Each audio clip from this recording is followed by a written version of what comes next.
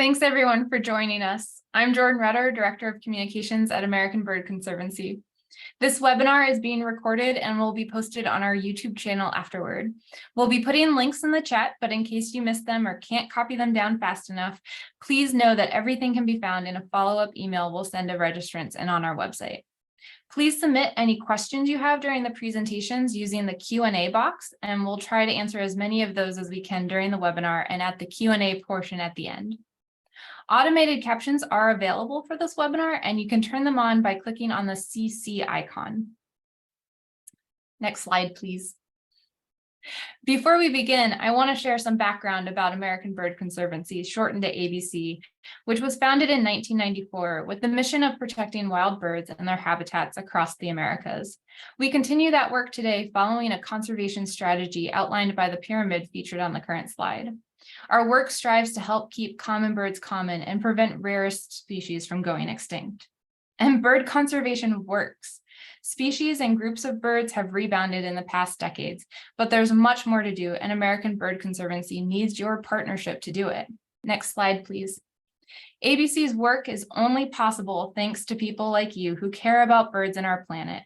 Member and donor support is what truly makes conservation projects like the ones you'll learn about possible.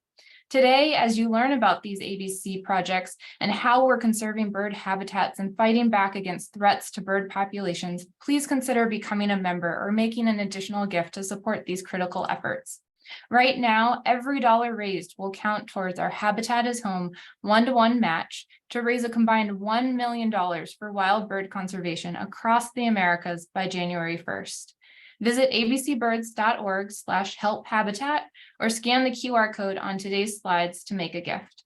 Thank you for caring about birds, and a special thank you to all of our ABC members and donors in the audience right now. You're making a difference for wild birds and their habitats every single day. So, what does Habitat is Home really mean? Why are we focusing on this? Well, just like people, birds need safe places to live. Areas that have clean water, good food, and lots of refuge. Space to grow, raise chicks, rest, and to simply live. Habitat loss is more than just a piece of land being changed in some way. Habitat loss is when a home for birds and other wildlife is negatively impacted, leading to those animals no longer being able to survive there. Our current campaign is emphasizing the significant and vital need for habitat that these birds have. It is a critical threat on the most fundamental level. ABC is working to conserve birds and birds' habitat across the hemisphere, taking every approach possible to create results. And you'll hear about 3 examples from the following presenters. So let me introduce you to them. First up, we have Michael Paling, who is ABC's Michigan Forester. He graduated from Michigan Technological University in 2016 with a bachelor's degree in forestry. He came to ABC after spending over 2 years working with private landowners as a forestry for Michigan's Forestry Assistance Program with conservation districts in western Lower Michigan. Jesús Franco is assistant coordinator for the Rio Grande joint venture. Jesús brings diverse experience in priority species conservation, binational partnership development, and community conservation outreach. He graduated from Antonio Naro Agricultural University in Saltillo before completing his master's in range and wildlife management at Texas A&M University, Kingsville. Jesús has worked for Texas Parks and Wildlife Department as an urban wildlife biologist, borderlands project coordinator, and wildlife diversity biologist. Last but not least, we have Marcelo Tognelli, who is an international project officer at ABC. He brings over 20 years of experience focused on analysis of and planning for biodiversity conservation. He received his undergraduate degree in biology from the Universidad Nacional de Córdoba in his native Argentina and his PhD in ecology from the University of California, Davis. Prior to joining ABC, Marcelo was a program officer within the Biodiversity Assessment Unit, a joint initiative between the IUCN and Conservation International, where he participated and managed projects on global assessments of risk of extinction of species, vulnerability to climate change, and identification of key biodiversity areas. First up, we have Michael, who's going to digitally take us to the Great Lakes. So Michael, if you want to get set up.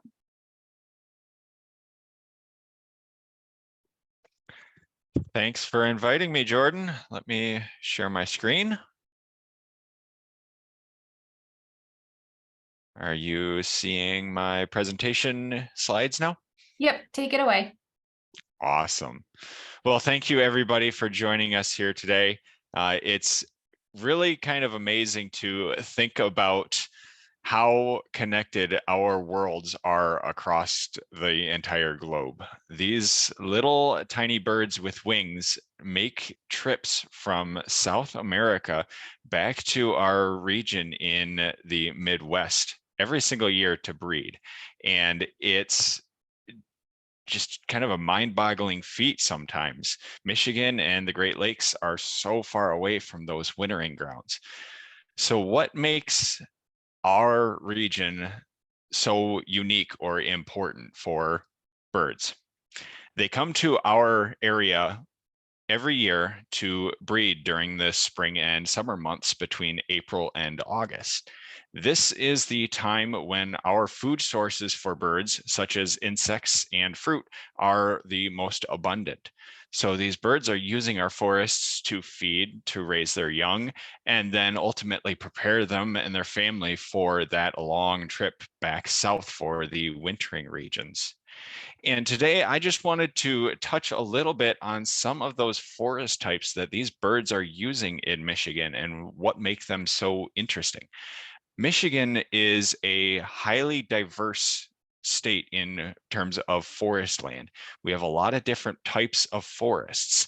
According to the Society of American Foresters, Michigan has 19 different types of forests across our state, and they cover about 20 million acres of land, which is about half of the entire state of Michigan. So it's a very heavily forested state and very important for bird habitat. Some of those forest types that we work in or that we have in Michigan includes the oak forests, which are very common in southern Michigan, where you can find the birds such as the red-headed woodpecker. We also have a large landscape of jack pine forests, which is very important to the Kirtland's warbler, which was also recently delisted from the endangered species list back in 2019. We also have our hemlock forests, which are important for the Blackburnian warblers that you can find singing high in the treetops. We also have, of course, our sugar maple forests, which we lovingly call our northern hardwoods. This one forest type is very important in Michigan because it accounts for 25% of all forest land in Michigan by itself. It's a great forest type to be able to find the black-throated blue warbler. There's a lot of reasons why Michigan is so diverse in our forest land, but one of those reasons is because we are crossing two major regions of forest types, and that is the temperate forests and the boreal forests. Since Michigan crosses these two major forest types, the southern lower peninsula, kind of around Detroit, is vastly different from the upper peninsula. In the lower peninsula, we see a lot more of those oaks and hickories and the sycamores, while in the UP, as we locals like to call it, we see a lot more spruce and pines and maple trees. But with all of those diversity in tree species and forest types across the state, what also comes with threats to Michigan? We have issues such as a lot of habitat loss. This can look simply like a lack of standing dead trees, which is very important for the red-headed woodpecker. We can also see issues with aging forests in some situations, which for the golden-winged warbler is not conducive habitat where it needs young forest habitat. We also have issues with land conversion, which can look like the form of agricultural operations or urban development and mining, which also leads to forest fragmentation, which is the breaking up of the forest landscape, which can really impact birds such as the cerulean warblers that need large landscapes of intact forests. And then with all of these issues, commonly also comes with invasive species such as the invasive autumn olive shrubs or emerald ash borer. So there are a lot of issues that we are working to combat in Michigan and across the region. As we can see here in Michigan, this map I've showed here, all the white areas is non-forested, and we have these threats are much more pronounced in the southern lower peninsula than we see in the upper peninsula, which is much more intact in forest land. So what are we doing to try and improve these issues? What are we trying to do as American Bird Conservancy throughout Michigan? We have an initiative with American Bird Conservancy and many other partners called Forestry for Michigan Birds. This whole idea is to try and improve the knowledge being shared throughout Michigan with folks from the public, as well as professional foresters, loggers, and biologists, to include bird habitat in forest management activities. It is important to be able to think about bird habitat so that we are managing for the best habitat that we can have. Michigan is also highly impacted by our forest economy. Our forest economy is very important to the state. For example, in 2019, the working forests in Michigan contributed about $22 billion to the economy of the state. So keeping working forests as working forests and as forest land in general is important, because we are going to be able to keep habitat on the ground for all of these forest birds. And there is a lot more information that I could go into, but I simply do not have time today.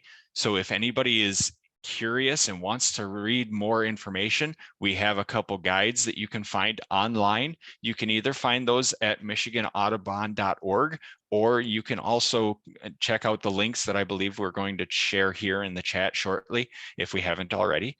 And a lot more information that you can dive into to learn about. And then the last thing that I want to leave everybody with is, aside from sharing information and education across the region, we also have a team of foresters across Michigan, Wisconsin, and Minnesota that are working directly with private landowners to manage their properties with the intent of trying to help two specific birds, the golden-winged warbler and the Kirtland's warbler. We utilize funding programs from the Natural Resources Conservation Service to try and help landowners afford to be able to do management on their property to benefit bird habitat. And lastly, I just want to say thank you all so much for joining us, because your support really helps us in making our forests across the entire US the best baby bird forests that we can have. That was great, Michael. Thank you so much. We're going to hear from Michael more during our Q&A portion at the end of this webinar. And next up, we're going to have Jesús as he gets set up. Friendly reminder, this webinar is being recorded and there are links being put in the chat, and they will also be sent out in an email to registrants.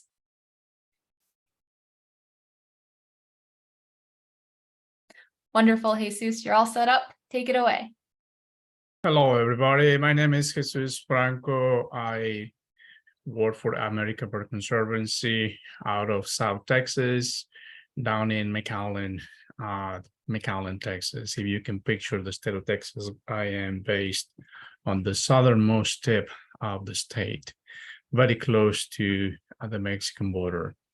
And continuing with our theme today, our topic, Habitat is Home. I'm going to briefly talk to you about some of the efforts that American Bird Conservancy and many other partners are working on in South Texas in terms of improving native grasslands for declining or for priority species of grassland birds. And so Just to put things in perspective a little bit, this is the area that you see there where the star is, the project area where we are conducting our habitat restoration projects. If you can picture San Antonio, Texas, everything south of there, down to the Gulf of Mexico coast, and then down to the Mexican border on the south and on the west, that's the area where we're working on improving native grasslands for grassland birds. You probably have heard that in many areas of throughout the world, throughout the US, throughout Texas, in South Texas, many of the habitats that we have declined for a diversity of reasons. In the case of grasslands in South Texas, over the last 100 years or so, we have seen a decline in the quality and the quantity of native grasslands for a diversity of reasons. And we can talk about things like improper grazing management. Both overgrazing as well as undergrazing can be a problem for native grasslands. Fire regimes. Fire used to be a very important component in what used to be an open savanna grassland habitat ecosystem in South Texas. Land use conversion, land use change. We are opening more and more native habitat areas to grow our food, to grow croplands, crops of different kinds, and also many non-native species have taken over what used to be native grass, and so we have seen a lot of that, as well as shrub encroachment. Most of South Texas is now covered in brush that used to be confined. This is native brush, but it used to be confined to certain areas, and with the introduction of a diversity of species and other factors, they have now spread out throughout the landscape. Because of this decline in the quality and the quantity and the connectivity of native grasslands in South Texas, we have seen over the last 30 years, I'm sure more, longer than that, a decline, an important decline on a number of grassland species. And so just to give you a few examples, over the last 30 years or so, Northern Bobwhite in the area has declined an average of 36%. The Cassian sparrow that you see there on the middle has also declined an average of about 36%. And eastern meadowlarks have declined almost 50%. These are numbers that we have estimated based on their population trends, on breeding bird surveys, and other information that we have available to us. And so we figure that in order for us to help these populations come back, in order to stabilize their populations, we need to put at least 2 million acres of restored habitat back in the landscape. That is a huge task because we need to work with multiple partners in order to do that, and because of the heavy cost tag that comes with it.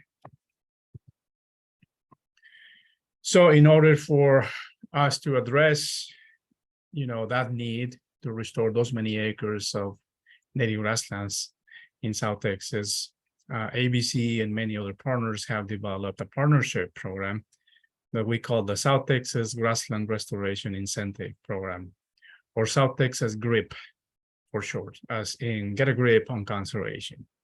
And so this program is one that is made up of multiple partners, some of which you can see there on the bottom of the screen. We have federal and state organizations, agencies. We have non-governmental organizations coming together that help us with either funding, with delivery of projects directly on the ground, working directly with landowners, and also we have partners that help us with administration of all those resources and help us bring everything together. The main objective of the program, of course, is to work with private landowners. Please keep in mind that in Texas, upwards of 90% of the land is privately owned, but there's very little public land in the state. And so in order for us to make any meaningful advances, any significant changes to conservation or to try to improve the conditions of the habitats, we have to work with private landowners in Texas. And so this program is directly addressed to work to work with private landowners, because along with the partners that I just showed you, the federal agencies and NGOs and other things, the private landowner is our main partner. Without working with them, we couldn't do anything, because we need access to their properties. We need to work with them in mutual agreements that help them meet their bottom lines, as well as that can help the birds find the needs that they have in terms of suitable habitat. And so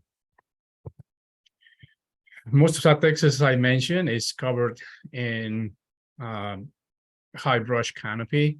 And so the main goal of this program is to turn what you see here, this heavily brush encroached areas that you see here on top, these two pictures on top, into more open areas.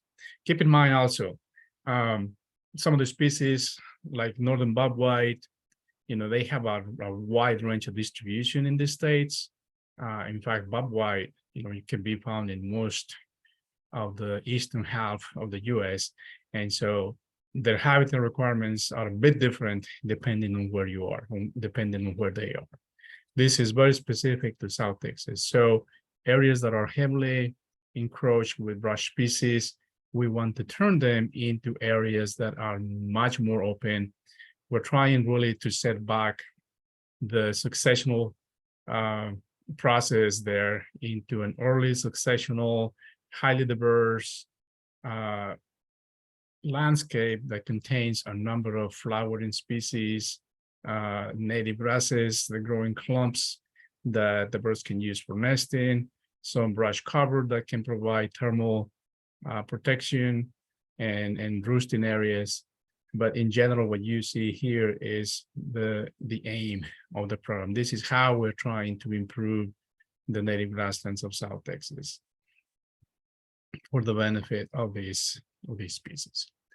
How are we doing this? Through a diversity of best management practices.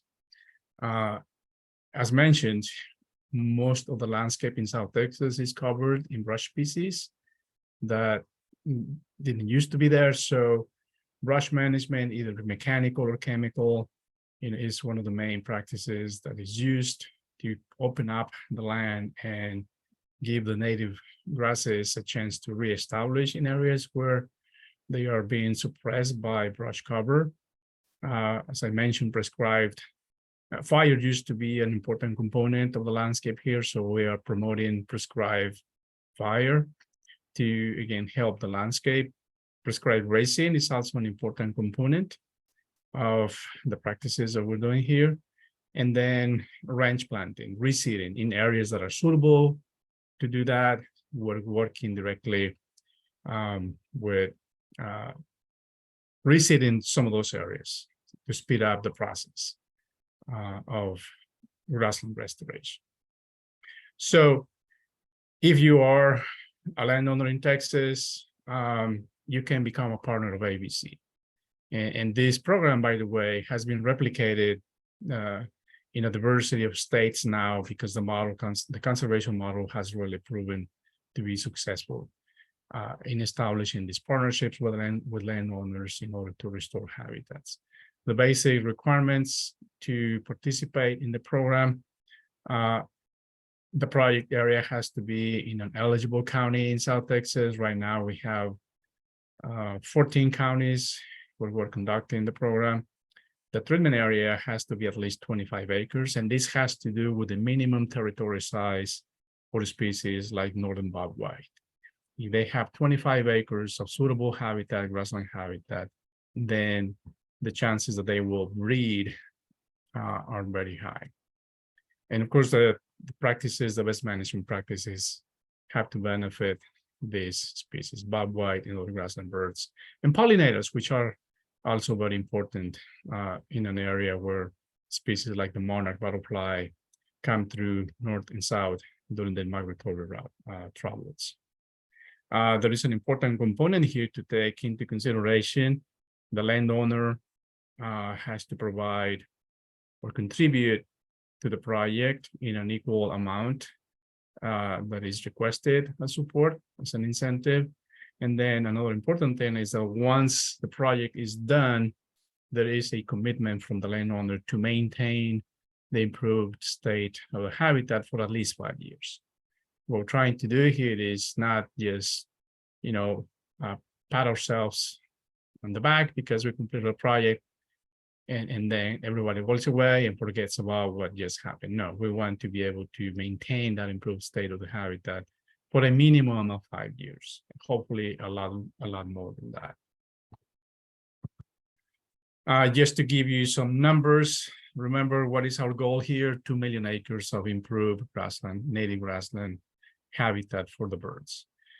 Right now, we are at just below 13,000 acres of improved habitat.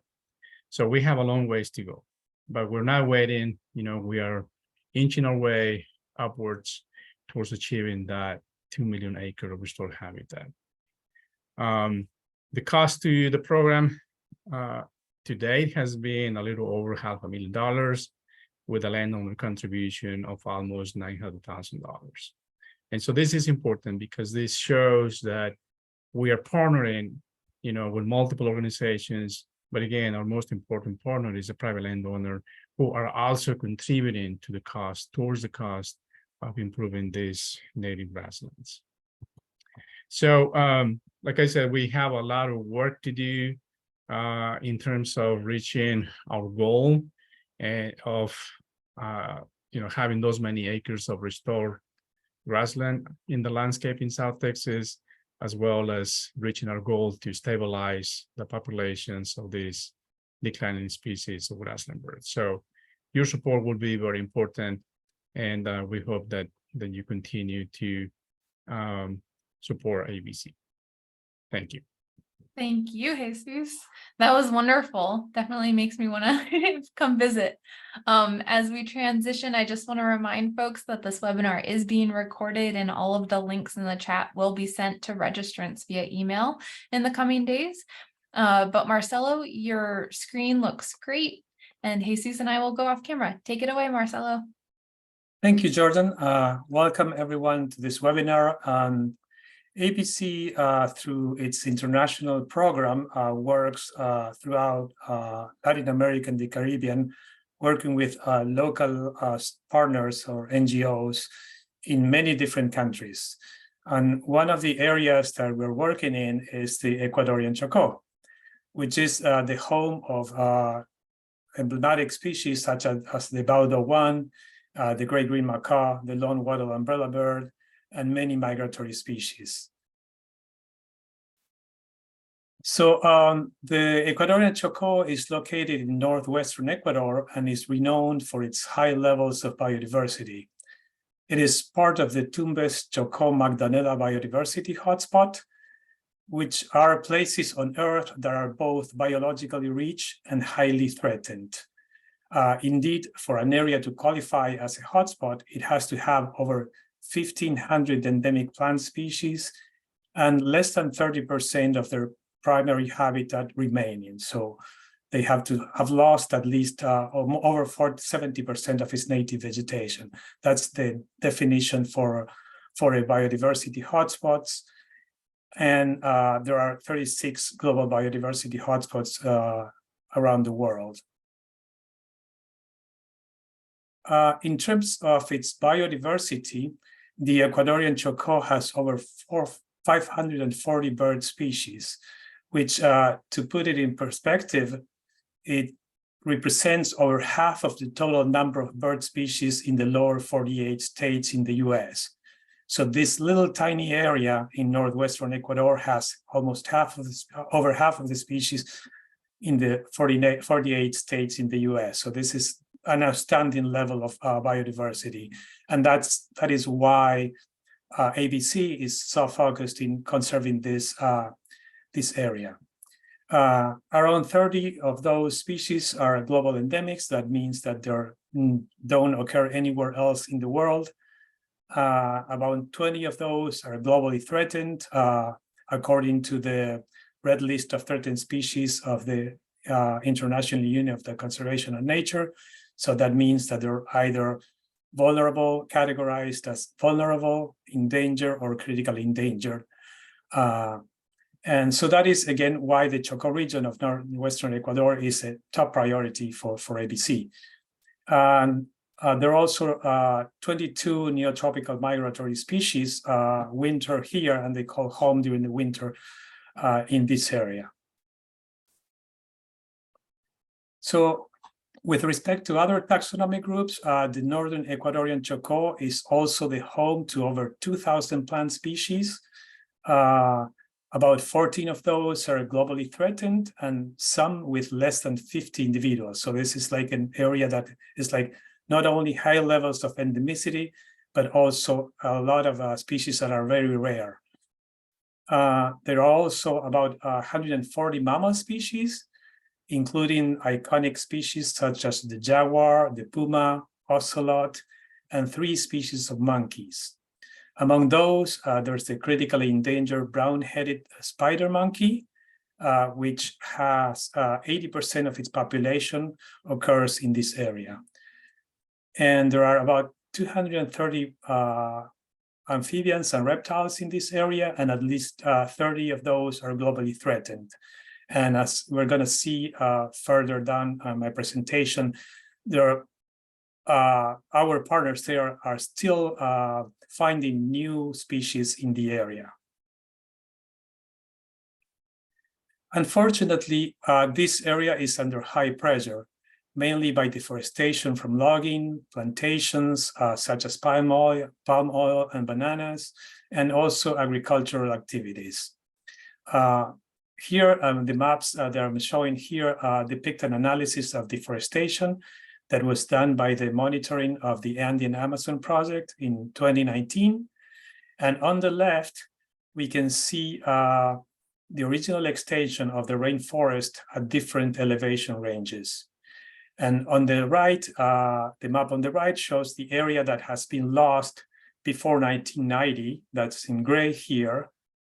The area that was lost between 1990 and 2016 in yellow, and in red, the area that was lost, or the forest that was lost between 2017 and 2018. So we can see that there's been like a high level of deforestation with a high rate of deforestation also, and that a lot of the remaining forest is either very patchily distributed and fragmented, so which presents a challenge for the conservation of the species occurring in the area. So to counter this habitat loss in this area, ABC, as I mentioned before, is working with local partners. So some of these are NGOs that have established reserves in the area. These are shown here in this turquoise polygon. And one of those is the Fundación Jocotoco, which owns and manages the Reserva Río Grande. Another one is Fundación Reserva Tesoro Escondido, that manages the Reserva Tesoro Escondido, which is basically embedded within the Reserva Río Grande.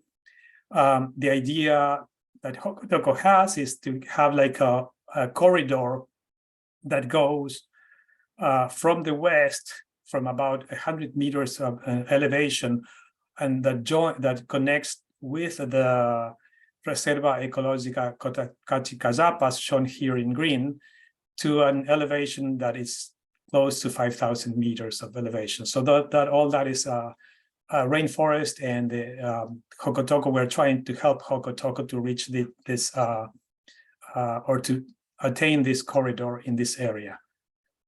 And then we are also partnering with Fundación para la Conservación de los Andes Tropicales, FCAT, which has the Reserva FCAT here at the border with the Reserva Ecológica Machichindul towards the west.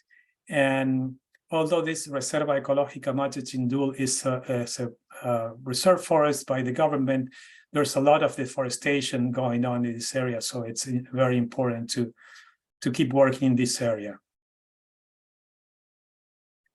So how are we supporting our partners? What are we doing in terms of our support, in particularly with Fundación Jocotoco and in the Reserva Rio Canande? We had helped them with land acquisition. Right now, they've almost the reserve is almost 21,000 acres. We've also helped them to build infrastructure, build cabins and the biological station where they do research and they receive visitors. We're also helping with reforestation projects, training of personnel, and we currently have a project with them for bioacoustic monitoring of biodiversity. So basically, what they're doing is they're installing recorders that records all the sounds in the forest, and that is those sounds are identified using artificial intelligence, and they can identify the species that occur, both mammals and birds and other species that produce songs or calls in the forest. So what are the results and the outcomes of our support to Jocotoco? We have supported them in the acquisition of almost 4,000 acres for the reserve. We've also helped them with the construction of a new cabin, the equipment for the bioacoustic monitoring project that I just mentioned. And also, as I was mentioning before, they have discovered several new species in this area, and some of them are in the process of being described, like 2 potential new species of mammals, 1 potential new frog species, and 2 potential new species of plants. So this is like an amazing area, as I was saying before, that they keep funding new species. Then with Fundación Reserva Tesoro Escondido, we are supporting a lot of the work with that they're doing with the local indigenous communities. These are the Chachi communities in the area, and we've helped them with capacity building and reforestation projects, also doing training, workshop trainings in agroforestry and other training like in biodiversity and environmental education. So we see here some pictures that where they're building a nursery and they're planting seedlings there, and then the reforestation in some of the pictures and the workshops, the training workshops. And among the outcomes that we've obtained with them and they've achieved in this area is the building of 10 nurseries in 10 of those indigenous communities, where they have grown the trees and planted 45,000 trees in the last 3 years. And some of these are trees that are useful for the communities that either produce fruit that are for consumption, or they produce fruit that they can use, like for instance, in arts and crafts. So this is an important also in terms of the livelihoods of the local communities. And also they've done multiple workshops and training, like the building of the nurseries, maintenance of the nurseries, reforestation, agroforestry, and biodiversity. And then finally, with Fundación para la Conservación de los Andes Tropicales, FCAT, we have helped them with the land acquisition, infrastructure of the biological station, and the place where the lodge where they receive visitors. This past summer, they received approximately 220 visitors among students and researchers and people that are doing ecotourism. And this is very important in terms of the financial sustainability of the organization and the reserve. We're also supporting them in reforestation projects and with personnel training. And some of the outcomes with FCAT is we supported the acquisition of a property that they acquired recently about 92 acres. The repair and maintenance of the biological station that I was mentioning before, and the training of personnel in first aid, language. So a lot of the people that are working in the reserve are local, from the local communities, and a lot of the visitors and students are coming from universities abroad. So they're training in like basic English, so that they can communicate better with the visitors, and also in hospitality training. And we're also supporting them with a monitoring and patrolling of the reserve, which is quite important because, as we know, in some situations, the poaching and deforestation can be a problem in these areas that are so remote. So this is pretty much all the my presentation. So thank you very much. And this is the work that we've been doing in this amazing area and super highly diverse area in the northern Ecuadorian Chocó. Thank you. Thank you, Marcelo. That was wonderful. As winter approaches where I live, I know I would love to come visit this tropical location. I'm now going to invite all of our presenters to come back on screen, and we're going to have a Q&A portion. Thank you so much to our audience for being so engaged. We're going to try and get through as many questions as possible, but we will definitely follow up with more information if we don't get to your questions. So thank you for your patience. I am going to start with Michael and Jesús, though, for our first question. Folks are really interested in how do people get involved with these private landowner programs. A lot of folks have also asked about kind of what's the money situation. So it is definitely a hurdle, and one that both individuals as well as organizations face, which is why we fundraise. So Michael, could you maybe kick us off with, I'm a private landowner, I want to do good for birds. How do I start? For an answer that is relevant to everybody across the entire United States, at least, I think a great first starting point is to reach out to your local USDA Natural Resources Conservation Service, because there is a local office everywhere across the country, and they will know all of your local resources, all of your local professionals to get involved with, and they can really help guide you and hold your hand on the best management for not just forest land, but also grasslands and natural resource management overall. And Michael, remind me, ABC is a partner of NRCS, right? So ABC is a very big partner of NRCS. We love our Natural Resources Conservation Service. Just want to make sure that the audience knows we're not sending you to someone else. You will end up working with ABC via these programs. Jesús, could you please clarify what grants or incentives help those landowners? So if they've reached out to their local NRCS, then what comes next? The people, our partners at NRCS, will be able to tell you what comes next. It is usually a process that involves some paperwork and, back and forth with different types of information.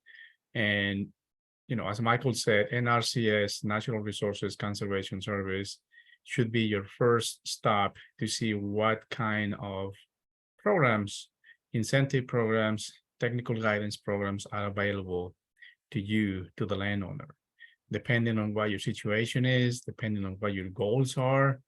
If those goals are compatible with what NRCS and other organizations are trying to accomplish, then chances are that it's going to be a really good match. And by doing so, you not only can potentially qualify for economic incentives to implement the best management practices, but also you get a whole team of specialists that can provide technical guidance. This means advisory information on how to best go about achieving your conservation goals. Thanks, Jesús.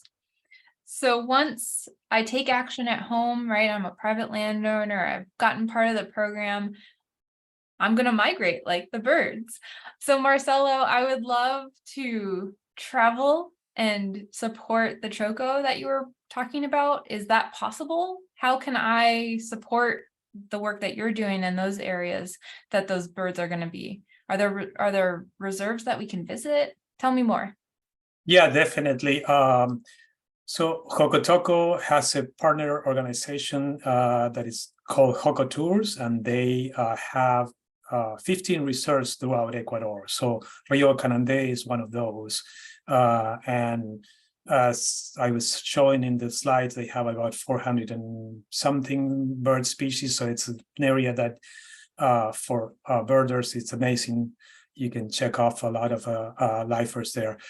But yeah, support can go either through us or through Hocotoco directly. A lot of the organizations that are, a lot of the people that are donating in the US are going through ABC. So we always channel out the funds directly to them through sub-grant agreements. And this helps in a lot of ways in what that I was mentioning in the presentation, either for land acquisition or for other of the projects like reforestation and improving the lodges and the field station, and also for research as well.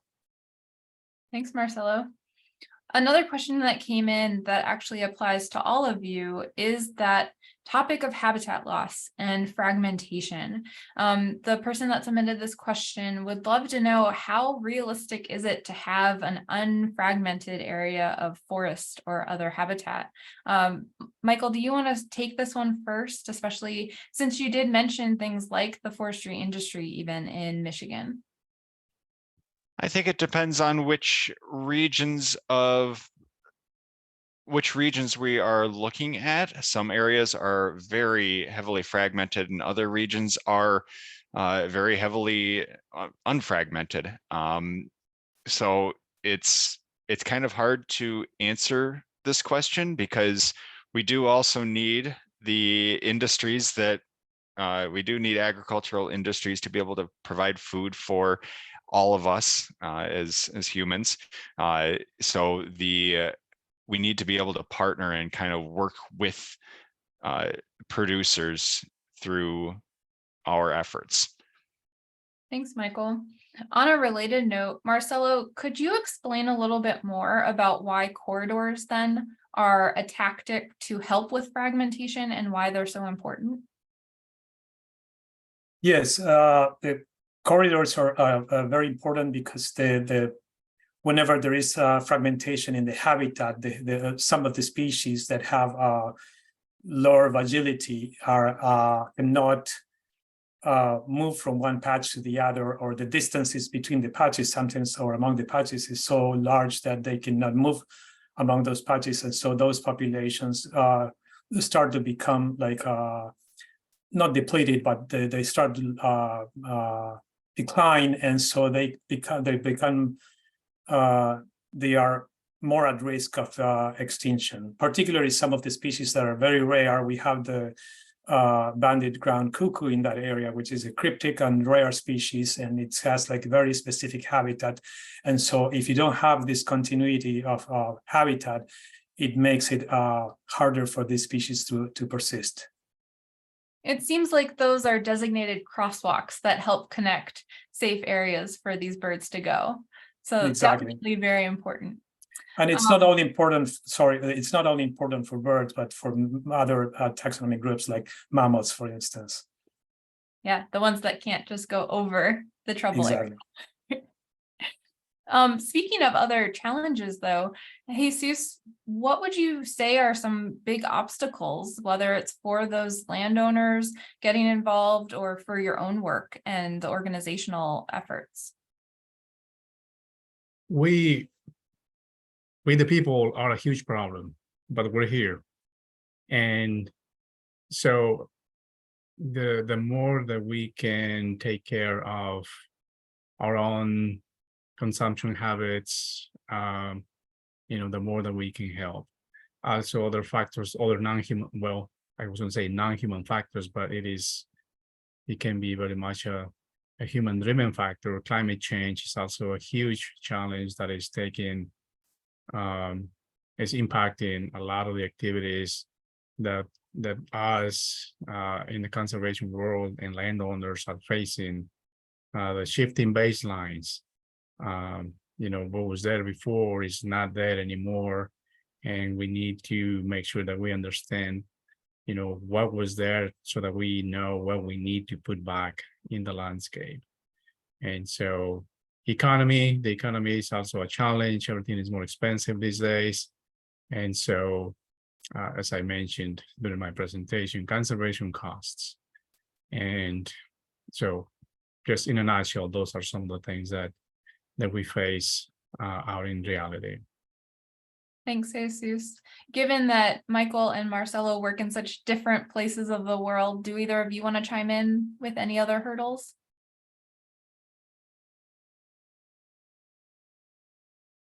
Marcelo, if you wouldn't mind, folks are especially interested just because I think most of our audience is not Ecuadorian and really curious to learn more about the people and the birds in those places. Yeah, no, definitely. Yeah, so there in some of these areas that are remote, we are trying to work more and more with the local communities. It is very important that the local communities are involved because in many cases, these communities are like not in a very good economic situation, and they live day by day. And in some cases, they need to use the resources from the forest. So the idea is to work together with them and try to provide either alternative livelihoods for them, or try to work with them so that the level of consumption or deforestation or something is sustainable over time, so that they can have a livelihood, but also at the same time conserve the habitat. So this can be quite challenging.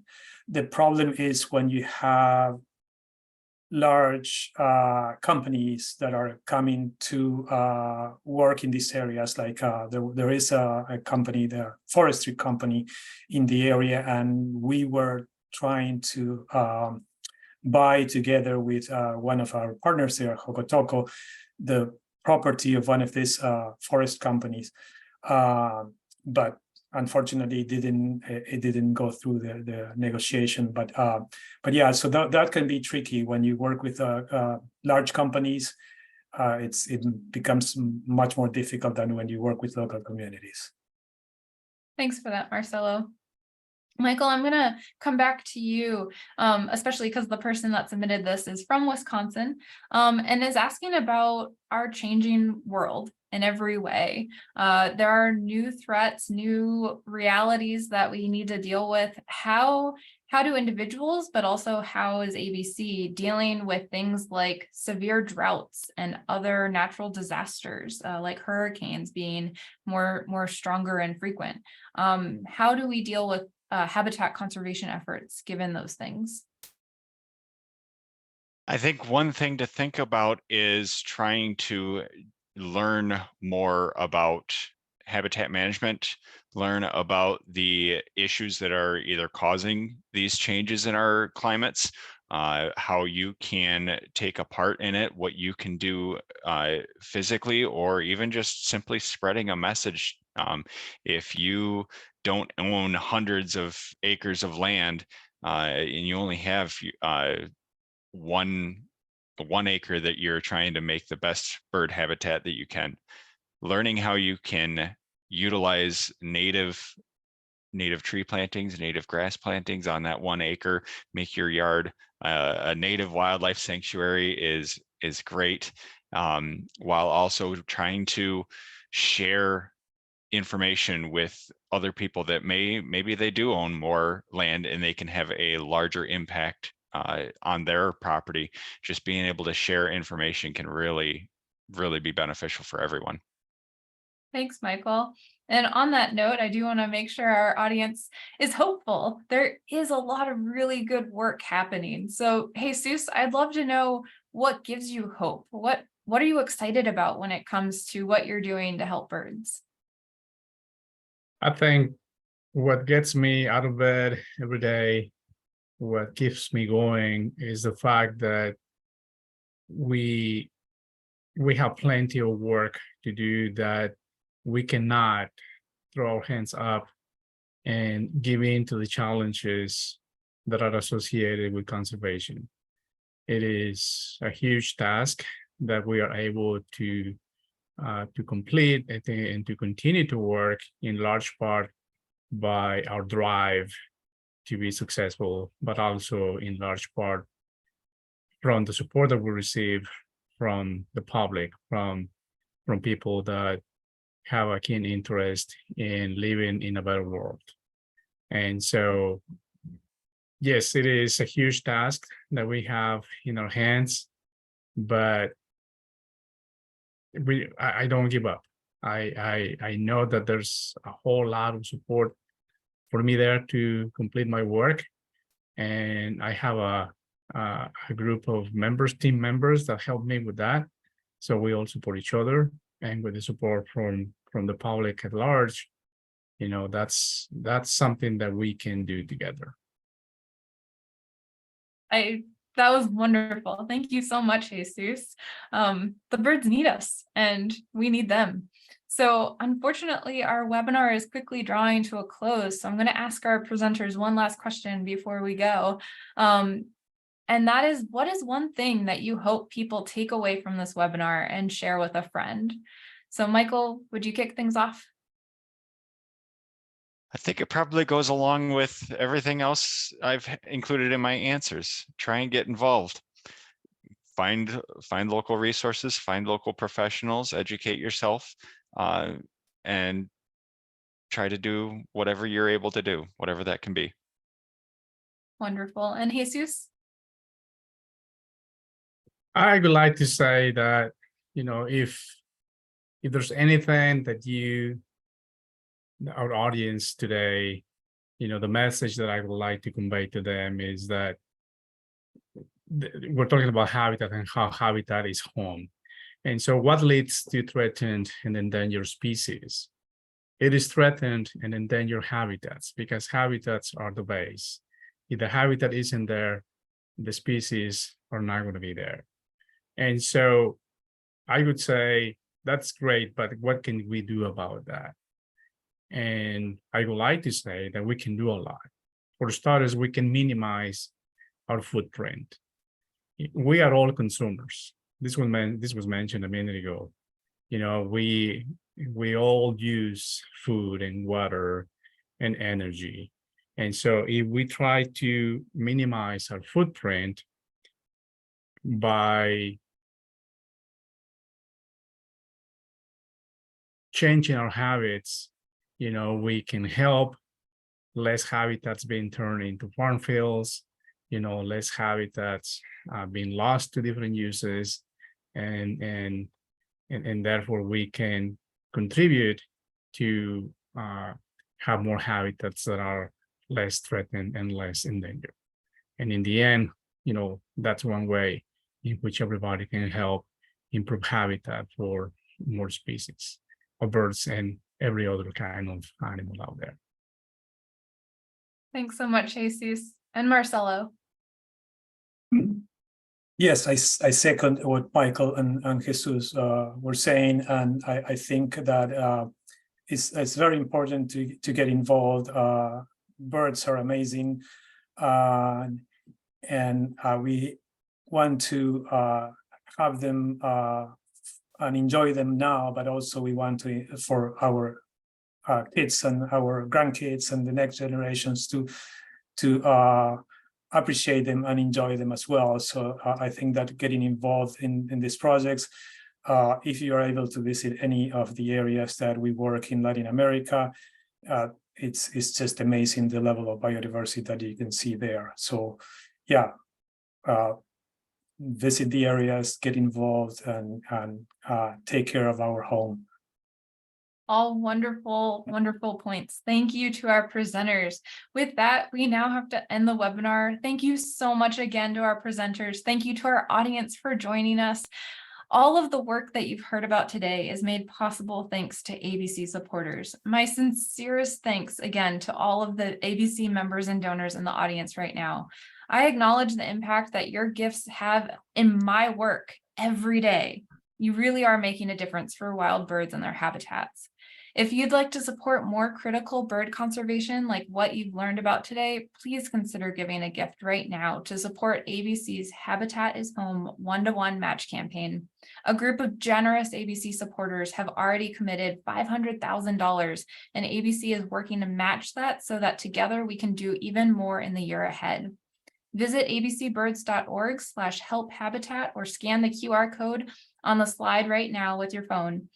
Thank you so much for caring about birds and sharing ABC's mission to conserve them. I'm so excited for what we'll be able to accomplish together in 2024 and beyond. So thank you again. Good birding.